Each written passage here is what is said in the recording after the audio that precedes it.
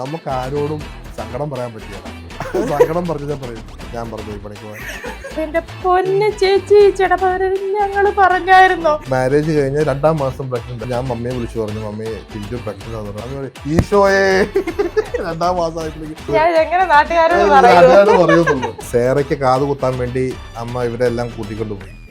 സേറയ്ക്ക് കാത് കുത്തി കണ്ടപ്പോഴേക്ക് ഇവർക്ക് എല്ലാവർക്കും കാത് കുത്തി. അതെന്നാ സേറയ്ക്ക് മാത്രം കാത്. അപ്പൊ ഞാൻ വിചാരിച്ചു ഏടാ എന്നാ പിന്നെ ഒരു പാടി കിട്ടി എല്ലാത്തിനും കുത്തിയേക്കാൻ പറഞ്ഞു. പിന്നെ വന്നതെന്ന് പറഞ്ഞാൽ കണ്ണൊക്കെ നിറഞ്ഞിട്ടാണ് വന്നത്. എങ്ങനെയായിരുന്നു പറയും ഓരോരുത്തരും എന്റെ മൂക്കിൽ നിന്ന് ബ്ലഡ് വന്നു പറഞ്ഞൊരു കണ്ടന്റ് ഞങ്ങളിവിടെ വീട്ടിൽ നിങ്ങളൊക്കെ അടി ഉണ്ടാക്കി മൂക്കിൽ കൂടെ ഒക്കെ ബ്ലഡ് കയറി. ഇപ്പൊ നല്ല യൂട്യൂബേഴ്സ് ആയിരുന്നെങ്കിൽ ഇപ്പൊ ഒരു കണ്ടന്റ് ആയിരുന്നു. ഞാൻ പറഞ്ഞ ബ്രെഡും കൈ വെച്ചുകൊണ്ട് ഷൂസ് വെച്ചപ്പോ ഷൂസ് വീണ് ബ്രെഡ് നനഞ്ഞു. അപ്പൊ ഇവനറിയാം ഷൂസ് വീണ് ബ്രെഡ് നനഞ്ഞേക്കുവാണ്. ഇത് കഴിക്കാനും പറ്റില്ല. നേരെ എന്റെ കൈ കൊണ്ട് തന്നു. ഇതെന്നാണ് ഇത് ബ്രെഡ് ഒന്നുമില്ല. അപ്പൊ കഴിച്ചോ. ഞാൻ ആ ബ്രെഡ് എടുത്ത് കഴിച്ചപ്പോഴേക്കാണ് ഒരു ഉപ്പ് രസം. അമ്മക്ക് എന്തുണ്ടാക്കി കൊടുത്തു? മയോണൈസ് ഇട്ട് ഗുഡ് ബോയ്. ശരിക്കും പറഞ്ഞ ബിഗ് ബോസിനെ പോലെ ക്യാമറ വെക്കണം എല്ലാ സ്ഥലത്തും. അങ്ങനെയാണെങ്കിൽ ഞങ്ങൾ ഇപ്പൊ ഈ ലെവലിൽ നിൽക്കേണ്ട ആൾക്കാരല്ല. കുട്ടികൾ അങ്ങനെയുണ്ട്, വളരെ ഹാപ്പി. ചെറിയ ചെറിയ സംഭവങ്ങൾ. പപ്പാടെ ആടിന്റെ വല തീ വെക്കുക, അങ്ങനെയുള്ള ചെറിയ ചെറിയ സംഭവങ്ങളൊക്കെ ഉള്ളു. അല്ലേ പപ്പ? മമ്മി തൊട്ടി അഴിക്കണ്ടെന്ന് പറഞ്ഞു. അതാണല്ലേ ഇത്. ടിൻഡു അജിത്തേട്ടനും നാസാണ്. പക്ഷെ കുവൈറ്റിലാണ് രണ്ടുപേരും. ഞാനത് ആദ്യം പറയേണ്ട ഡയലോഗായിരുന്നു ശരിക്കും പറയുവാണെങ്കിൽ. എന്റെ മാസ്റ്റർ പീസ് ഡയലോഗ് അത് ആദ്യം പറയുന്നത്. ഇപ്പൊ ഈ വീഡിയോ ഇപ്പൊ ഇവിടം വരെ കണ്ടു കഴിഞ്ഞ ഇടയ്ക്ക് വയ്ക്കും ഇവരൊക്കെ ആരാ? നമസ്കാരം. ഞാൻ അജിത്താണ്. കുവൈറ്റിലാണ്. ചെറിയ രീതിയിൽ വ്ളോഗ് ചെയ്താണ്. ഞങ്ങൾ രണ്ടുപേരും നേഴ്സുമാരാണ്. 5 പിള്ളേരുണ്ട്. ഇത് പറഞ്ഞില്ലെങ്കിൽ അല്ല ഇതൊക്കെ ആരാ? ഇതൊക്കെ ഞങ്ങൾ കണ്ടിട്ട് പോലും ഇല്ലല്ലോ. നിങ്ങളത് പറയണ്ടല്ലോ. ഞാൻ പറഞ്ഞില്ല നിങ്ങൾ ശരിക്കും കുവൈറ്റിന്ന് നിങ്ങൾ ലാൻഡ് ചെയ്യൂന്നാണ് എന്നോട് പറഞ്ഞത്. പക്ഷെ നിങ്ങൾ ഇപ്പോഴും ഏറെ നിൽക്കുന്നത് അതുകൊണ്ട് അവരോട് പറഞ്ഞാൽ മതി. നമുക്ക് കൺഫ്യൂഷൻ. വിൽബർട്ട് പറ. ഹായ് പറ. അതിലല്ല മൈക്കൊക്കെ വെച്ചിട്ടുണ്ട്. മൈക്കൊക്കെ ഞാൻ വെച്ചിട്ടുണ്ട്. നിങ്ങളെല്ലാരും കമ്മല് കുത്തിയിട്ടുണ്ട്, കാത് കുത്തിയിട്ടുണ്ടല്ലോ. കമ്മലല്ല, കാത് കുത്തിയിട്ടുണ്ടല്ലോ. എന്തേ? ആര് കുത്തിയതാ? പപ്പ കുത്തിയതാണോ കൊച്ചു പറഞ്ഞിട്ട് കുത്തിയതാണോ? അതിനെ പറ്റിയുള്ള സ്റ്റോറി ഉണ്ട്. അതായത് ഈ സേറയ്ക്ക് കാത് കുത്താൻ വേണ്ടി അമ്മ ഇവരെല്ലാം കൂട്ടിക്കൊണ്ടുപോയി. സേറയ്ക്ക് കാത് കുത്തിയപ്പോഴേക്ക് ഇവർക്ക് എല്ലാവർക്കും കാത് കുത്തി. അതെന്നാ സേറയ്ക്ക് മാത്രം കാത്. അപ്പൊ ഞാൻ വിചാരിച്ചു എന്നാ പിന്നെ ഒരു പാടി കിട്ടി എല്ലാത്തിനും കുത്തിയേക്കാൻ പറഞ്ഞു. പിന്നെ വന്നതെന്ന് പറഞ്ഞാൽ കണ്ണൊക്കെ നിറഞ്ഞിട്ടാണ് വന്നത്. അപ്പൊ അങ്ങനെ ഒരു ഇത് കൊടുത്തതാണ്. പിന്നെ ഞാൻ ഇവര് കുത്തിയ ശേഷം 2 വർഷം കഴിഞ്ഞിട്ടാണ് അപ്പ കുത്തിയില്ല എന്ന് പറഞ്ഞ് ഇവരെ പുറകെ നടക്കുമായിരുന്നു. 2 വർഷം ശേഷമാണ് ഞാൻ പിന്നെ ഇത് കുത്തിയത്. ഇവരെല്ലാരും കുത്തിയില്ലെന്ന് ഓർത്ത് വിക്രുവിനെ പിടിച്ചു കുത്തിച്ചു. സേറ ഭയങ്കര സ്നേഹമുള്ള ചേട്ടായിമാരാണല്ലോ. ആണോ? സേറയ്ക്ക് വേദന അതേ വേദന ചങ്കിലേറ്റിയ 2 ചേട്ടന്മാര് ആണോ? എന്ത് പറ്റി? ഭയങ്കര സ്മാർട്ട് ആയിട്ട് ഇരുന്നിട്ട് നിങ്ങളുടെ ഓൺ വീഡിയോയിൽ മാത്രമേ സ്മാർട്ട് ആവുകയുള്ളൂ? അങ്ങനെയൊന്നുമില്ല. സേറയുടെ സിറ്റുവേഷൻ അനുസരിച്ചാണ്. ചിലപ്പോ സംസാരിക്കാൻ തുടങ്ങി കഴിഞ്ഞിട്ടുണ്ടെങ്കിൽ ചിലപ്പോ കട്ട് പറയാൻ സമയം കാണുള്ളൂ. അല്ല സാറേ അമ്മച്ചിയെടുത്തായിരുന്നു ഒരു ദിവസം. അല്ല അവിടെ നമുക്ക് പോയി താമസിക്കാം.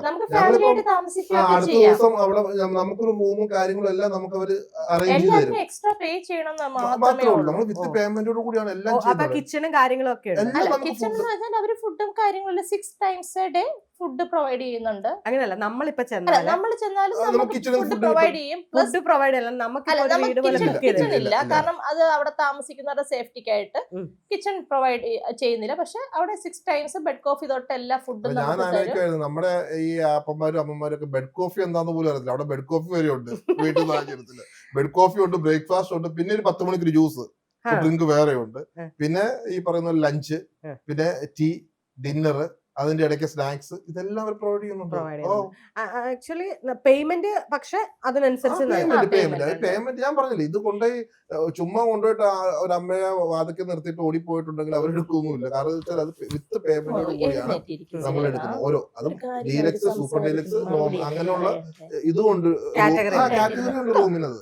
ഞാൻ ഇപ്പൊ അമ്മയുടെ ആ റൂം കാണുമ്പോഴേക്ക് ഞാൻ പറയും, ഇപ്പൊ അമ്മ നമ്മള് എവിടെ വന്നു പറഞ്ഞാലും നമ്മുടെ അമ്മമാർ, ഇപ്പൊ എന്റെ അപ്പനും അമ്മയ്ക്ക് ആ റൂമുണ്ട് അല്ലെ, അതിനകത്തുനിന്ന് ഇപ്പൊ ഒരു പരിധി വരെ അപ്പനും അമ്മയും അടുക്കള ആ റൂം ആയിരിക്കും. അതെ അതെ അപ്പൊ നമ്മുടെ അവിടെ വന്നാലും അത് തന്നെയല്ലേ, അതെ. അടുക്കളയില്ലെന്നേ ഉള്ളൂ. അമ്മയ്ക്ക് അവിടെ നല്ല രീതിയിൽ അറേഞ്ച് ചെയ്ത റൂമുണ്ട് അവിടെ. അപ്പൊ അതിനകത്ത് എനിക്ക് പിന്നെ നല്ല വൈഡ് ആയിട്ട് നടക്കാനുള്ള സ്പേസ് ബാക്കിയായിട്ട്, അതായത് ബാക്കിലൊരു കണ്ടവും ചെറിയ തോടും ഒക്കെ ആയിട്ട് നല്ല രസമാണത്. എത്രയല്ലേ പഠിക്കുന്നേ? 7th. ഇയാളോ? 4th. First standard. ആ മറ്റേ പ്ലേ സ്കൂളിൽ പ്ലേ സ്കൂളിൽ. മറ്റേ ആൾക്ക് 9 മാസം. ഓഗസ്റ്റില് ബർത്ത്ഡേ. ഈ 2 പേർ നഴ്സുമാര് ജീവിതം തുഴയുന്നു. ചോദിക്കാൻ പാടില്ല, എങ്കിലും എന്റെ ചോദ്യം മനസ്സിലാക്കി ഉത്തരം പറയണം.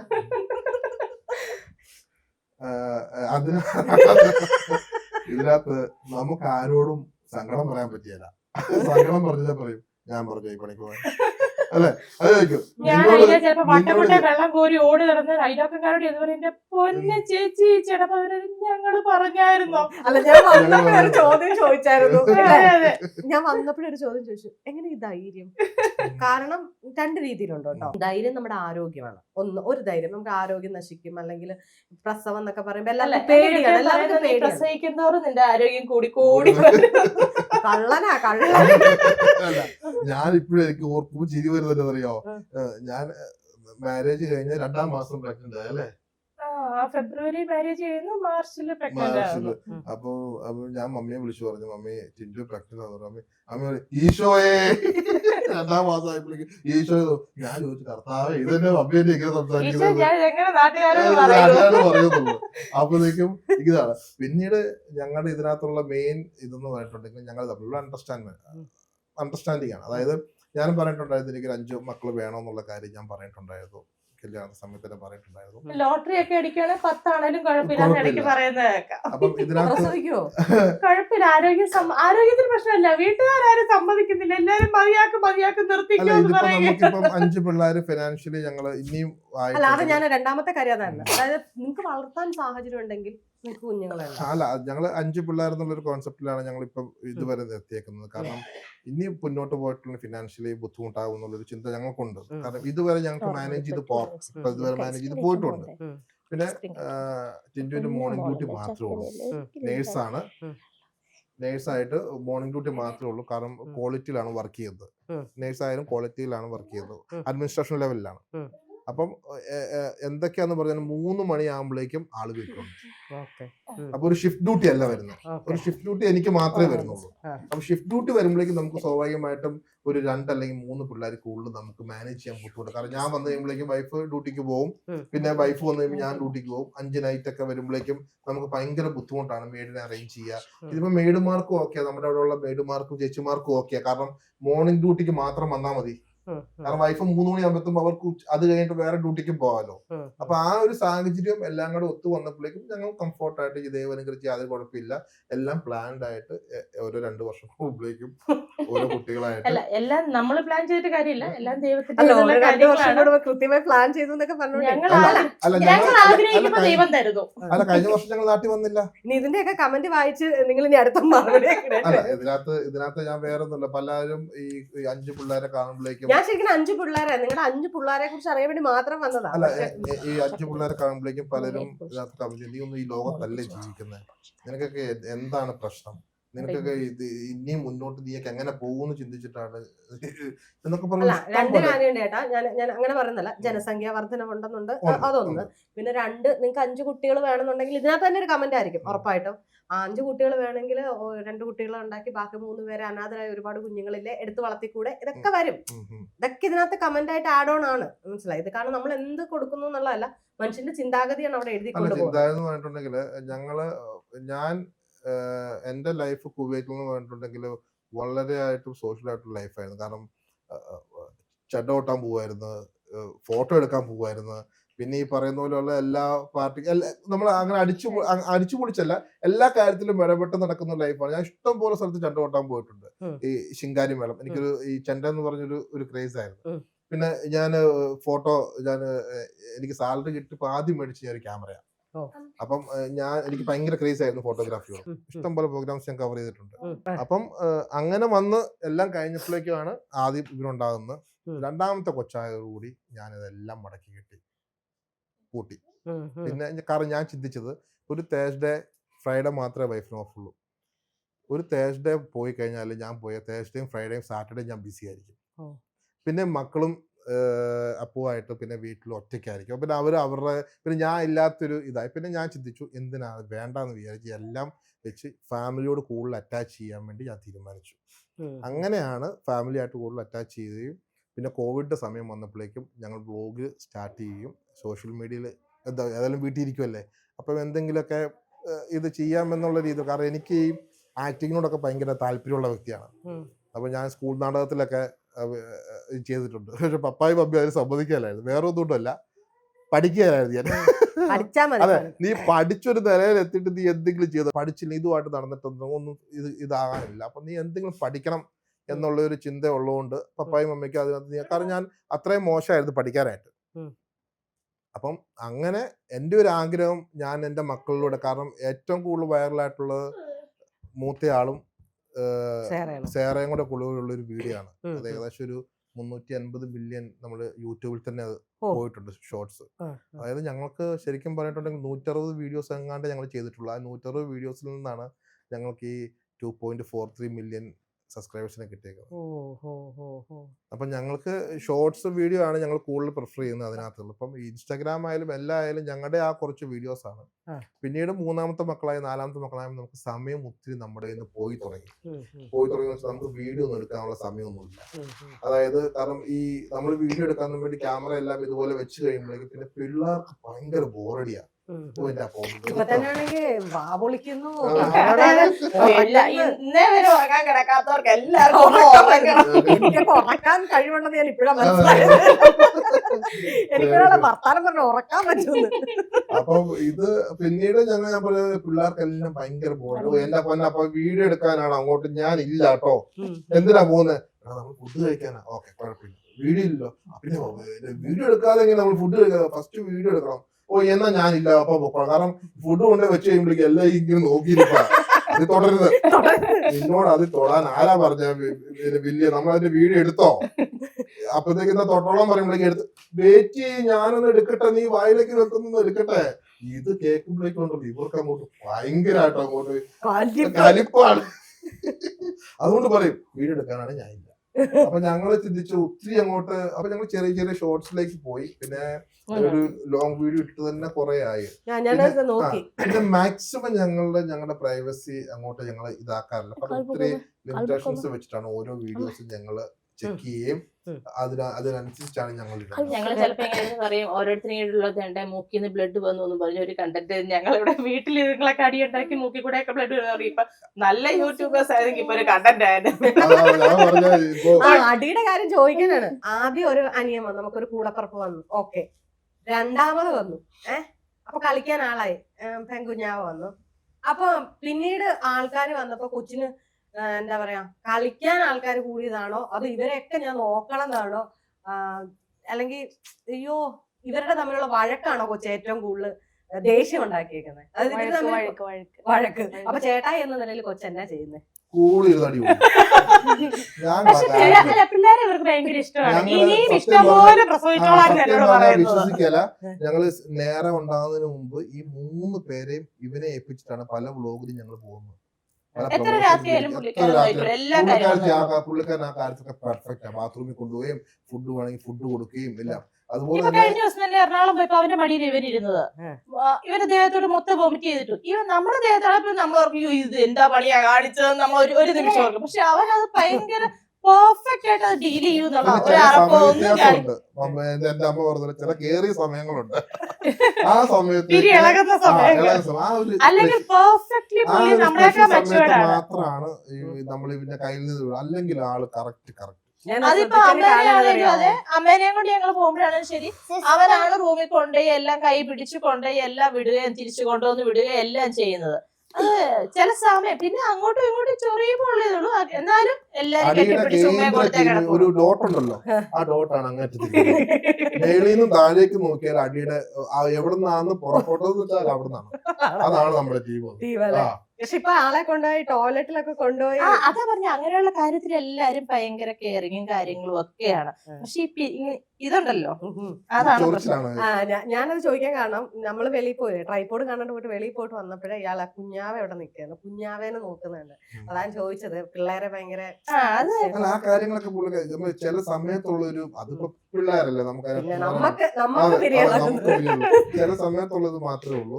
പിന്നെ ഈ പറയുന്ന പോലെ പിന്നെ അപ്പ നൈറ്റിന് പോവാണെങ്കിൽ സത്യം പറഞ്ഞാല് എല്ലാ കാര്യങ്ങളും എനിക്ക് ഹെൽപ്പ് ചെയ്തു തരും. പിള്ളേരുടെ എല്ലാ കാര്യങ്ങളും ഭയങ്കര മച്ചുവർ ആയിട്ട് അതെനിക്ക് തോന്നുന്നൊരു 18 വയസ്സുള്ള കൊച്ചു ചെയ്ത് തരൂലെന്ന് തോന്നുന്നു. അത്രയും കാര്യമായിട്ട് അവരെല്ലാ കാര്യങ്ങളും അത്യാവശ്യം കുക്കിംഗ് കാര്യങ്ങളെല്ലാം അറിയാം. പക്ഷെ നമുക്ക് കേറ്റാൻ പറ്റത്തില്ല. കാരണം അവനെ ഒന്ന് കേറ്റാൻ ശ്രമിക്കുമ്പോ അവന് ഭയങ്കര അറിയാം കുക്ക് ചെയ്യണോ. കേറ്റാൻ ശ്രമിക്കുമ്പോ ഇവൻ തൊട്ട് തുടങ്ങും ഞാൻ അമ്മയ്ക്ക് ഉണ്ടാക്കി തരട്ടെ അതിലും ഭേദം അടുക്കള കത്തിക്കുന്നതിലും പിന്നെ വരുന്ന ഡിഷ് എന്ന് പറഞ്ഞിട്ടുണ്ടെങ്കിൽ ചോക്ലേറ്റ് അത് നാരങ്ങ പിഴിഞ്ഞൊഴിക്കുക, എന്തെല്ലാം കാര്യങ്ങൾ.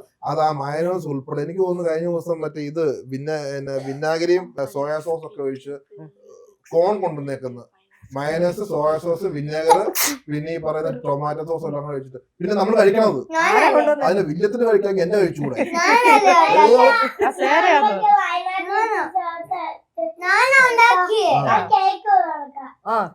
ഇത് നമ്മള് കഴിച്ചിട്ട് നിക്കുന്നൊരു നിമിഷമുണ്ട് ഇങ്ങനെ.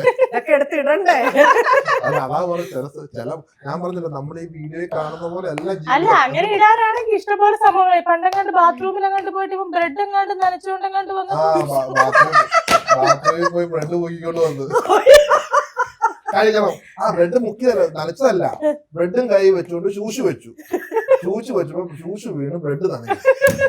അപ്പൊ ഇവനറിയാം ശൂശ് വീണ് ബ്രെഡ് നനഞ്ഞേക്കുവാന്ന്. ഇത് കഴിക്കാനും പറ്റില്ല, നേരെ എന്റെ കൈ കൊണ്ടിട്ടു. ഇതെന്നാണ് ഇത് ബ്രെഡ് ഒന്നല്ല. അപ്പൊ കഴിച്ചു. ഞാൻ ആ ബ്രെഡ് എടുത്ത് കഴിച്ചപ്പോഴേക്കും ഒരു ഉപ്പ് രസം സംഭവം എനിക്ക് പിടികിട്ടി.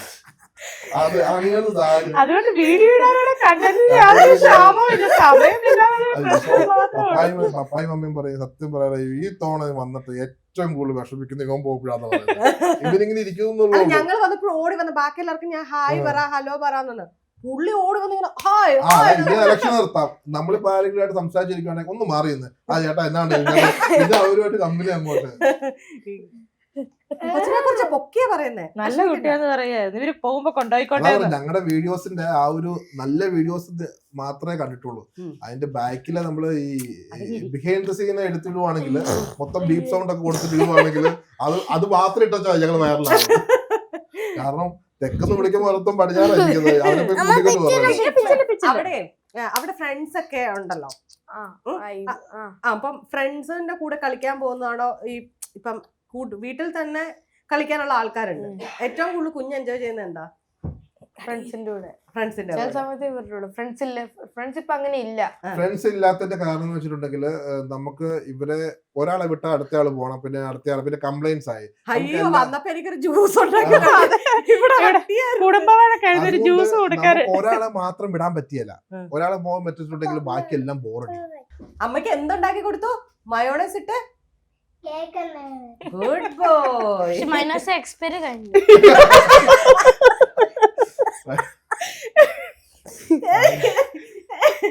ചില സമയത്തൊക്കെ നമുക്ക് ശരിക്കും പറഞ്ഞ ബിഗ് ബോസിനെ പോലെ ക്യാമറ നോക്കണം എല്ലാ സ്ഥലത്തും. അങ്ങനെയാണെങ്കിൽ ഞങ്ങൾ ഇപ്പൊ ഈ ലെവലിൽ നിൽക്കുന്ന ആൾക്കാരല്ല, ഹൈ ലെവലിൽ പോകണം. അതുപോലെ വന്ന് നിൽക്കേണ്ട ഇതാണ്. പക്ഷെ എന്താ പറയാ നമുക്ക് അതിനുള്ള സാഹചര്യം ഇല്ലാതെ എപ്പോഴും കളിക്കാൻ വേണ്ടി വിട്ടേക്കാണ്. അപ്പൊ എന്താണെങ്കിലും നിങ്ങളുടെ ഞാൻ പറഞ്ഞില്ല നമ്മളെ കൊറേയൊക്കെ നമ്മളൊരു ഞാൻ പറഞ്ഞില്ല എനിക്ക് ശരിക്കും മക്കളുടെ കാര്യം നിങ്ങൾ ഞാൻ പറഞ്ഞില്ല പ്രസവം എന്ന് പറയുന്നത് എല്ലാ സ്ത്രീകളും പേടിക്കുന്നു. ഒരുപാട് പേര് ഇന്നും പേടിക്കുന്നു. ഇപ്പൊ നമ്മുടെ ദിയയുടെ പ്രസവം ഭയങ്കര വൈറലായല്ലോ. പ്രസവം അപ്പൊ ഒരുപാട് സ്ത്രീകൾക്ക് പ്രസവിക്കാൻ പേടിയുള്ളവരുണ്ട്. പിന്നെ കുഞ്ഞുങ്ങളോട് വളർത്താൻ ആ പേരന്റിങ് പറ്റില്ലാത്തവരുണ്ട്. അതൊക്കെ ഓരോരുത്തരുടെ ഇഷ്ടമാട്ടോ. എല്ലാം നമ്മള് എന്താ പറയാ ബഹുസ്വരത നമ്മൾ അതൊക്കെ അല്ല ഞങ്ങൾ ഇന്നേ വരെ ഞങ്ങളുടെ സോഷ്യൽ മീഡിയയിൽ ഇഷ്ടം പോലെ ബാഡ് കമന്റ്സ് ഇന്നേ വരെ ഞങ്ങൾ പ്രതികരിക്കാനൊന്നും ഒരു ജസ്റ്റ് ലവ് ചിന്തം. കാരണം ഞങ്ങൾക്കൊരു ഇഷ്യൂയിലൂടെയോ അല്ലെങ്കിൽ ഞങ്ങൾക്ക് സ്ട്രേറ്റ് ഫോർവേഡ് ആയിട്ട് ഞങ്ങളുടെ ഹാപ്പിനെസ് ആണ് ഞങ്ങൾ ഏറ്റവും കൂടുതൽ ഷെയർ ചെയ്യാൻ ശ്രമിച്ചിരിക്കുന്നത്.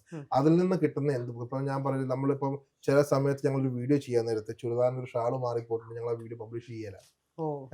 ഞങ്ങൾ വേണ്ടെന്ന് വെക്കും അത്. കാരണം ഞങ്ങൾ അത്രത്തോളം കാരണം നാളെ എന്റെ മക്കളും ഈ വീഡിയോ കാണണ്ട.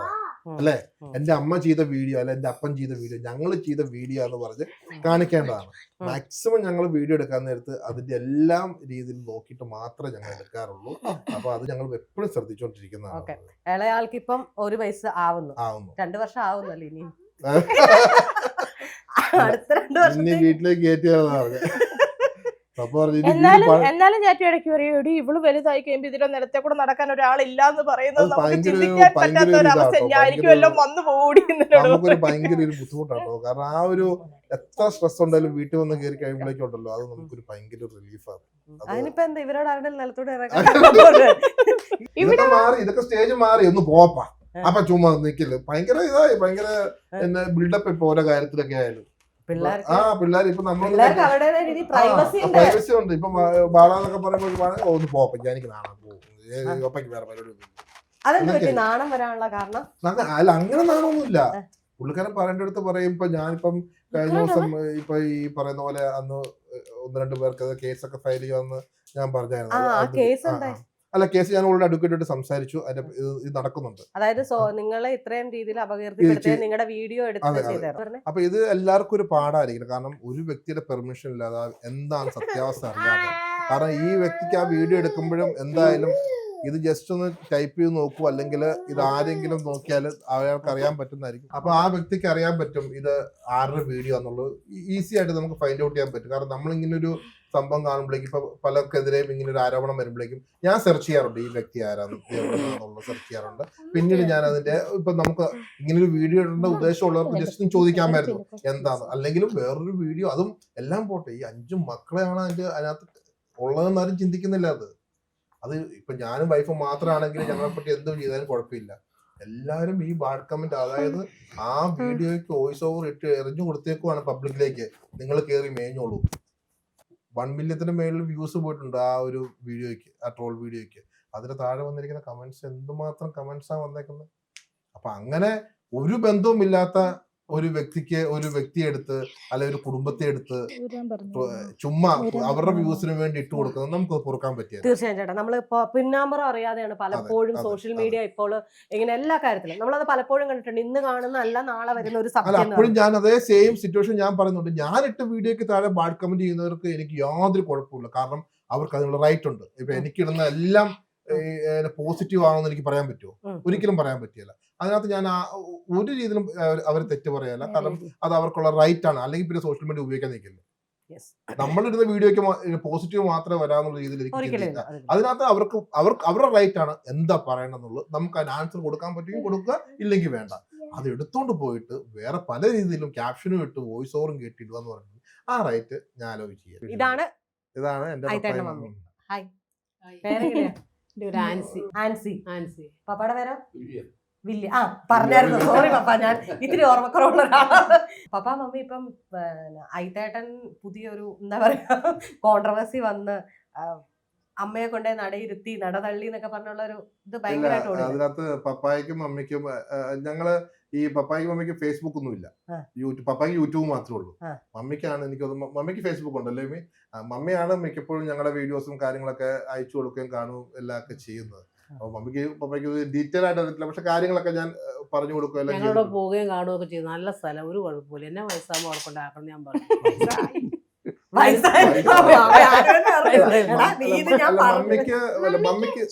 മമ്മിക്കും ഒരു മാനസിക ബുദ്ധിമുട്ട്. കാരണം മമ്മിക്ക് ഇത് വിട്ടു പോകാൻ യാതൊരു താല്പര്യമില്ല. കാരണം എന്ന് വെച്ചാൽ ഞാൻ നേരത്തെ പറഞ്ഞത് തന്നെ സഹോദരന്മാരെല്ലാം അടുത്ത് കിടക്കുന്നുള്ളതുകൊണ്ട് മമ്മി ഒരു സെക്യൂർ ആയിട്ടുള്ള സ്ഥലത്ത് നിൽക്കുന്ന ഒരു ഫീൽ മമ്മിക്കുണ്ട്.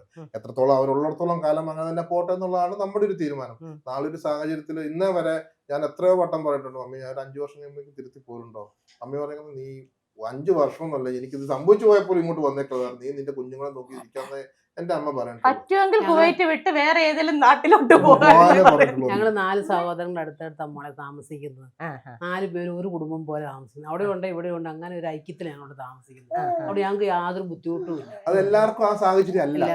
ആ ഒറ്റപ്പെട്ടു പോയില്ലേ. അപ്പൊ അതിനകത്ത് എനിക്ക് പോയി ഇപ്പൊ ഇങ്ങനെ വേറൊരാളെ വീഡിയോ ഇടുന്നെങ്കിൽ എനിക്ക് അവർ പോയി പറയാനുള്ള റൈറ്റ് ഇല്ല. ഏതാ എന്റെ അമ്മ ഞാൻ പൊന്നു പോലെ നോക്കുന്നത്. ഈ പൊന്നു പോലെ നോക്കുന്നത് പറയുന്നവരെല്ലാം വെളിയില. ആരും ഇവിടെ വന്നിട്ടില്ല. അവരൊരു മേടിനെ വെക്കും അല്ലെങ്കിൽ ഒരു കോമേഴ്സിനെ വെച്ച് നോക്കിയിട്ട് ഈ പൊന്നു പോലെ എന്ന് പറയുന്നത് ഏതാ ഒറ്റ ഇതേ ഉള്ളൂ, സ്വന്തം വീട്ടിലാന്നുള്ളത് മാത്രമേ ഉള്ളൂ. പക്ഷെ അവർ ഒറ്റയ്ക്കാ. അല്ല ഇതേ ഞങ്ങക്ക് രണ്ട് പേരാ, ഒരു മോനും ഒരു മോളും. മോള് ഫാമിലി ആയിട്ട് കാനഡയിലാണ്. പിന്നെ മോന് എങ്ങനെയുണ്ട് പേരക്കുട്ടികൾ? എങ്ങനെയുണ്ട്? വളരെ ഹാപ്പി. പിന്നെ എനിക്ക് എടുത്തോണ്ടൊക്കെ നടക്കാൻ ചെറിയ ചെറിയ സംഭവങ്ങൾ, പപ്പാടെ ആടിന് വല തീ വെക്കുക, അങ്ങനെയുള്ള ചെറിയ സംഭവങ്ങളൊക്കെ ഉള്ളൂ. അല്ല അതൊക്കെ 2 കൊല്ലം മുമ്പുള്ള കാര്യങ്ങളാണ്. ഇപ്പൊ ഡീസന്റ് എല്ലാരും. അതുകൊണ്ട് ഇപ്പൊ പപ്പ ഗ്രില്ല് വെച്ചേക്കും ഇവിടെ. പിന്നെ അവൻ പോയപ്പോ എന്നോട് പറഞ്ഞു മമ്മി തൊട്ടി അഴിക്കണ്ടെന്ന് പറഞ്ഞു പോയി. കഴിഞ്ഞോളം ഒന്നിച്ച് പോയപ്പോ അതാണല്ലോ ഇത്. ആരാ ആടിന് പാലിന് തീ വെച്ചതാ? ആ പുള്ളി. അത് 2 വർഷം മുമ്പാവട്ടെ. ഇപ്പൊ പിള്ളേരൊക്കെ നല്ല മര്യാദക്കാരായി, ഒരു കുഴപ്പമില്ല. പിള്ളേർക്ക് ഇച്ചിരി കുസൃതിയൊക്കെ ഇല്ല എന്നാ. തീർച്ചയായും. അപ്പൊ ഞാനിങ്ങനെ കുറെ വഴക്കുണ്ടാക്കി ഉടച്ചു. ഈ മമ്മി എന്നെ വഴക്ക് പറയുന്ന ഇവള് പറയാ, എന്റെ അമ്മച്ചിയാണ് വഴക്ക് പറയാ. ഇവരെ ഞാൻ പറഞ്ഞില്ലേ, ഞാൻ തന്നെ വന്നിട്ട് അടക്കിയിരുത്താൻ ഞാൻ എന്തൊക്കെ ചെയ്തു എന്ന് എനിക്ക് ഇനി നോക്കൂ, ഇനി ക്യാമറമാൻ പറയും ഇനി മേലെ എന്റെ കുഞ്ഞുങ്ങൾ എത്രയോ നോക്കിട്ട് ഒരു ഫോക്കസ് ഇത് അടിച്ചു പോയെന്ന് തോന്നുന്നു ക്യാമറയുടെ. അപ്പൊ എന്താണെങ്കിലും ഹാപ്പി ആയിട്ടിരിക്കും. നമ്മൾ സോഷ്യൽ മീഡിയയിൽ നമ്മൾ എന്ത് കൊടുത്താലും അങ്ങനെയാണ്. നമ്മൾക്കാണ് ആ തുടർച്ച അറിയത്തുള്ളൂ. അതായത് ഇപ്പൊ ഞാൻ ഇവിടെ വന്നതിന് പിന്നിലത്തെ തുടർച്ച കാണികൾക്ക് അറിയില്ല. നമ്മൾ എത്ര വർഷം ചാറ്റ് ചെയ്തപ്പോ എനിക്ക് ടിക്കറ്റ് വരെ അയച്ചു തന്നിട്ടുണ്ടായിരുന്നു. ഇതേട്ടാ ഞാൻ ഇന്ന ദിവസം വരെ ഏറ്റുമാനൂരാണ്, എന്റെ വീട് മരങ്ങാട്ടുള്ളിയാണെന്നൊക്കെ പറഞ്ഞ് അതായത് അറിയില്ല ആർക്കും. പക്ഷെ ഇന്ന് കാണുന്ന ഇതിൽ അവൾ എന്ത് സ്വാതന്ത്ര്യത്തോടെ ആ വീട്ടിൽ പോയി അവിടെ സംസാരിച്ചത്, അങ്ങനെയൊക്കെ ഉള്ളൊരു ഇത് വരും. ഞങ്ങൾക്കിടയിലുള്ളതാണെന്ന് അറിയില്ല. അപ്പം അതങ്ങനെ ഉണ്ടാവും. അതാണ് ഒരു അതിന് 2 രീതി കാണാൻ ചേട്ടാ. ഒന്ന് നമ്മുടെ വീഡിയോ ഓടും. അല്ല അതൊന്നും അല്ല, നമ്മളെ സമീപിക്കുന്ന ഒരു വ്യക്തിയെ നമ്മൾ അതിന്റെ രീതിയിൽ ഞങ്ങൾ ആരെയും ഇന്ന വരെ ഒരു റോങ് ആയിട്ടുള്ള രീതിയിലോ അല്ലെങ്കിൽ ആ രീതിയിൽ നമ്മളെ സമീപിക്കുക എന്താ ഓക്കെ ആയിക്കോട്ടെ, നമ്മളെ കൊണ്ടാകുന്നതാണ് നമ്മൾ ചെയ്തു കൊടുത്തിരിക്കും. അല്ലാതെ നമ്മൾ സോഷ്യൽ മീഡിയയിൽ ഇതാ ഞങ്ങളിപ്പോ അവിടെ ആയിരുന്നാൽ തന്നെ ആയാലും ഞങ്ങൾ ഫാമിലി ആയിട്ട് മാത്രം കാര്യങ്ങൾ ചെയ്യുന്നതാണ്. അല്ല വേറൊരു സ്ഥലത്ത് പോയിട്ടുള്ള ഒരു ഇഷ്യൂസോ കാര്യങ്ങളോ ഇന്ന വരെ ഞങ്ങൾ പോയിട്ടില്ല. എന്താണെങ്കിലും നിങ്ങൾ അങ്ങനെ തന്നെ നിൽക്ക്. ഭയങ്കര സന്തോഷമുണ്ട്. പിള്ളേരെ നമ്മൾ പണ്ടൊക്കെ പറയും മുറ്റം നിറയെ പിള്ളേരുള്ളത് ഭയങ്കര രസമാണെന്നൊക്കെ പറഞ്ഞു കേട്ടിട്ടുണ്ട്. പക്ഷെ എനിക്ക് സത്യം പറഞ്ഞാൽ കൊഞ്ചിക്കാൻ അറിയുള്ളൂ. എനിക്ക് പേടിയാണ്. ഞാൻ പറഞ്ഞില്ല, വന്നത് ഞാൻ ആളെ എടുത്തു. കൊഞ്ചിക്കാൻ എനിക്ക് ഭയങ്കര ഇഷ്ടമാണ്, പക്ഷെ എനിക്ക് പേടിയാണ്. അപ്പൊ എന്താണെങ്കിലും കണ്ടതിലും മിണ്ടിയതിലും ഒക്കെ ഭയങ്കര സന്തോഷം. എന്റെ കൂടെ ഇരുന്ന് ഇത്ര നേരം ഉറങ്ങിയതിന് മക്കൾക്ക് ഞങ്ങളെ ഒന്ന് ഇന്റർവ്യൂ ചെയ്ത് thank you. Okay thank you.